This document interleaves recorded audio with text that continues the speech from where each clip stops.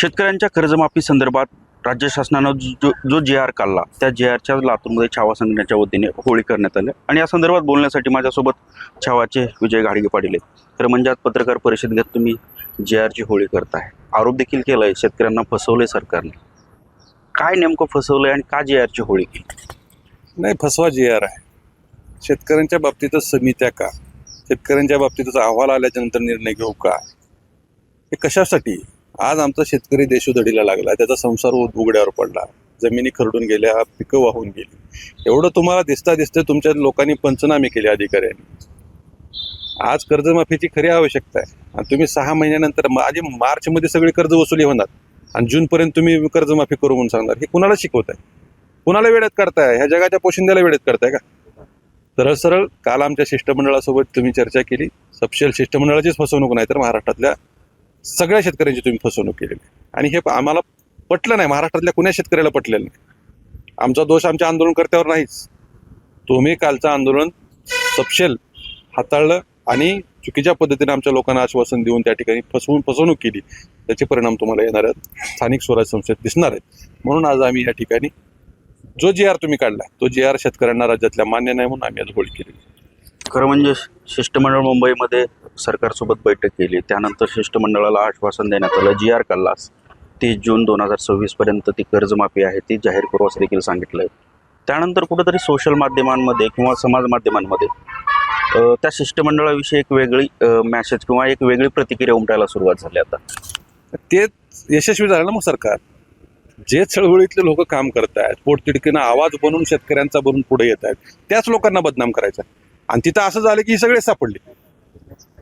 पश्चिम महाराष्ट्रातले आमचे राजू शेट्टी साहेब सापडले, अजित नवले साहेब तिकडले सापडले, त्याच्यानंतर तुपकर साहेब सापडले, बच्चू कडू सापडले. जे काही महत्वाचे प्रमुख चेहरे होते आमचे चळवळीतले शेतकरी आंदोलनातले ते सगळे एकदा सापडले यांना. म्हणजे एकदा ही पिढा बदनाम करून टाकायची. म्हणजे उद्या ह्याने बोललं तर लोकांनी यांच्यावर विश्वास नाही ठेवला पाहिजे. म्हणजे शेतकऱ्यामध्ये आणि ह्या चळवळीतल्या लोकांमध्ये एक गैरसमजाचं वातावरण तयार करण्यात काल सरकार यशस्वी झालं. शेतकऱ्यांच्या यात्रेसंदर्भात बच्चू कडूने पाठीमागे देखील यात्रा काढली होती, त्या यात्रेला तुम्ही देखील पाठिंबा दिलता. आता यांचं आंदोलन जरी स्थगित झालं असलं तरी याच्या पुढे काही पावलं उचलतील ते? नाही, शेतकऱ्यांचं ज्या ज्या ठिकाणी आंदोलन असेल त्या ठिकाणी शेतकरी म्हणून आम्ही सगळे एकत्रच आहोत.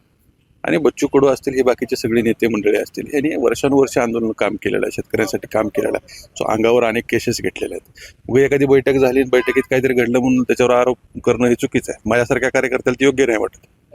कारण चळवळीत काम करताना अनेक वेळा कुठं 2 पावलं पुढं जावं लागतं, 4 पावलं मागं यावं लागतं. त्यावेळेस अशा चुकीच्या पद्धतीने आरोप करणं याच्यातला मी नाही. असं जरी असेल तर मग शेवटी चळवळीत काम करणं लोक सोडून देतील. त्यामुळे अशा लोकांना बळ दिलं पाहिजे, ताकद दिली पाहिजे, त्यांच्या पाठीशी उभं राहिलं पाहिजे. 8 तारखेला आम्ही मराठवाड्याची या ठिकाणी बैठक बोलवलेली. शेतकऱ्यांच्या कर्जमाफीसाठी निर्णायक आंदोलन मराठवाड्यातून सुरू होणार आहे. सातत्यानं छावा संघटना देखील शेतकऱ्यांच्या प्रश्नावरती रस्त्यावर उतरली. काय आता छावा संघटनेची पुढची भूमिका काय असणार? शेतकरी सरसकट कर्जमाफी झाली पाहिजे शेतकऱ्यांची. मग आम्हाला ती समिती मान्य नाही, आम्हाला असले फाटके JR मान्य नाही. त्या JR मध्ये साधा उल्लेख नाही आमच्या कर्जमाफीचा.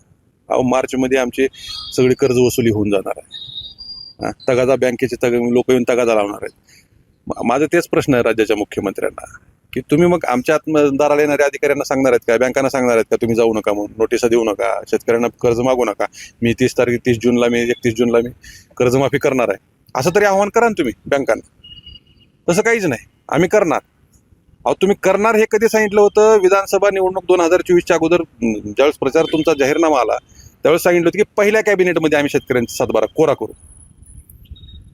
आज निवडणुकीला होऊन किती वर्ष? 1 वर्ष होऊन उलटलं. अजून 6 महिने म्हणजे तुम्ही 5 वर्ष संपवायचा वेळ वाट बघताय. माझा साधा प्रश्न आहे राज्य सरकारला, लाडक्या बहिणी योजनेतला तुम्ही कुठली समिती नेमली होती? कुठला अहवाल घेतला? पात्र अपात्र महिला लाडक्या बहिणी कशा निवडल्या होत्या का तुम्ही? काहीच नाही. तुम्ही तिजोरीतला पैसा निवडणूक जिंकण्यासाठी कसाही वापरला. अमाप पैसा दिला. म्हणजे ती लाडकी बहीण आहे का, त्या लाडक्या बहिणीच्या नावाखाली भाऊ तिथं पैशाचं अनेक पुरुषांनी सुद्धा पैसे उचललेत, त्या लाडक्या बहिणीच्या योजनेचा लाभ घेतलेला आहे. तुम्ही तेव्हा नाही बघितलं, तेव्हा तुमची समिती नव्हती.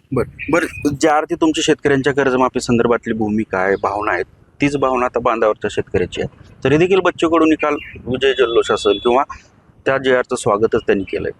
मग त्यांना कळालं नाही काय? बच्चू भाऊंनी तारीख मिळवली हा त्यांचा आनंद होता त्यांना, किंवा सरकार तारीख सांगत नव्हतं, तारीख मिळवण्यात त्यांना काल आनंद झाला. ठीक आहे, त्यांना वाटत असेल एक टप्पा आपण जिंकवले, एक तारीख मिळवली, आपण तारीख तर पदरात पाडून घेतली. परंतु तारखेनं समाधान होणार नाही शेतकऱ्यांचं. आम्हाला निर्णय पाहिजे. भूक आज आम्हाला आज लागली आणि तुम्ही 6 महिन्यानंतर आमंत्रण देताय, हे मान्य नाही आम्हाला. आम्हाला आज निर्णय पाहिजे. या महिनाभराच्या अगोदर म्हणजे मार्चच्या अगोदर जी तगादा आमच्या दारापर्यंत बँकेचे कर्मचारी अधिकारी नाही आले पाहिजे, नोटिसा नाही आली पाहिजे, आमचा बाप फासावर जायची वाट बघताय का तुम्ही, त्याच्या अगोदर आम्हाला निर्णय पाहिजे. या सगळ्या भूमिकेत सातत्याने शेतकऱ्यांच्या प्रश्नावरती कुठेतरी पाशा पटेल जे राज्य कृषी मूल्य आयोगाचे अध्यक्ष आहेत त्यांची भूमिका स्पष्ट होत नाही. ते कुठं समोर येत नाहीत, शेतकऱ्यांच्या प्रश्नावरती कुठं बोलत नाहीत. त्याचं पोट भरले ना आता. त्यांनी असले बांबू लावले, एवढे दाखवता नाही, एवढे बांबू लावले त्यांनी. आणि आता त्याला असं झालं की त्याला कुणाचीच गरज नाही. कसला बी वाढदिवसाचा बी कार्यक्रम असला की बांबूचाच बोलतो. म्हणजे त्याच्या पोटासाठी त्यानं आता शेतकऱ्यांचा वापर केला. पोट तिडकीनं सोयाबीनच्या भावासाठी यात्रा काढली होती. 6,000 रुपये भाव मिळाला पाहिजे, पायी यात्रा. आज इथं शेतकऱ्याचं सोयाबीन आमचं 3,000, 3,500, 3,800 रुपयाने जाते. केंद्र सरकारनं 5,228 रुपये भाव जाहीर केला. आज त्याला नाही की कृषी मूल्य आयोगाचा अध्यक्ष लायकीचा राहण्याचा लायकीचाच माणूस नाही. भाजपवाले हे कशाला सांभाळतात असले मला काय कळत नाही.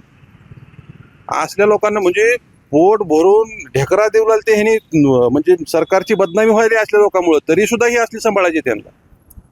आणि चुकीची लोक, मी पहिल्या दिवसापासून म्हणतो, चुकीचे लोक सांभाळले तर ह्याचा एक ना एक दिवस शेतकरी याचा बदला घेणार. बरं, काल अजित पवारांचं देखील वक्तव्य तुम्ही बघितलं असेल. 0% व्याजदरावरती कर्ज दिल्यानंतर ते फेडायलाच पाहिजे अशा प्रकारे त्यांनी त्यांच्या भाषणातून सांगितलं होतं शेतकऱ्यांना. अजित दादा कडून कुठलीच अपेक्षा आता महाराष्ट्रातल्या शेतकऱ्यांना आणि जनमानसांना राहिली. अजित पवारांचा कृषी मंत्री चुकला तत्कालीन, माणिकराव कोकाटे. त्याच्यानंतर सूरज चव्हाण आमच्यावरती हल्ला केला.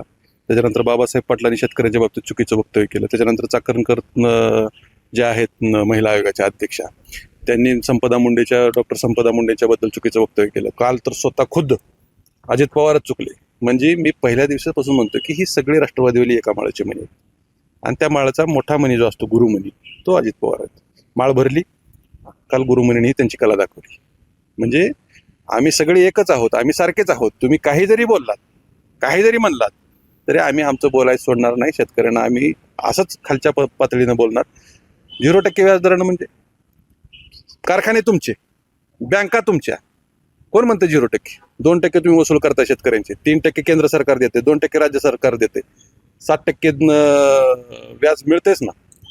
हा, कशाला तोतांड बोलताय विनाकारण? अशा चुकीचं बोलण्यात अजित पवार, मी काय म्हणतो, हे आतापर्यंत अजित पवार ह्या बाकीच्या सगळ्या मंत्र्याचं यांचं हागर काढण्यात बेजार होते, काही स्वतःच हागून बसले.